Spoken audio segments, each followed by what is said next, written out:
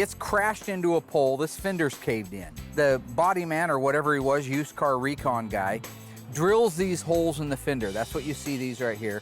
They put a slide hammer in there. And they work that slide hammer and they pull that dent out.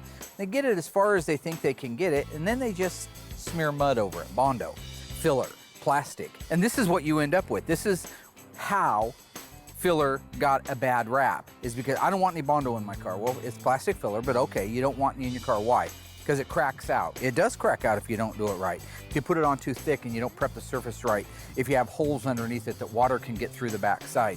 This is a great example. So here we are 30 years later. Give me an example.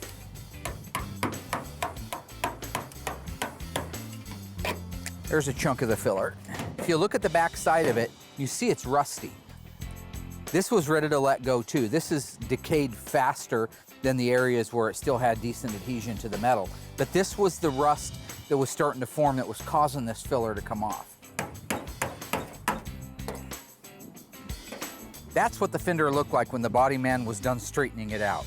This should have never had filler put over the top of it. One, the fender should have either been replaced, probably would have been the best thing, or at least repaired right. But at the very least, one thing a body man could have done if they would have took the time was to cut this section off, put it upside down on like a flat area where you can beat the back side of it out, shape it right, put it back on and weld it up.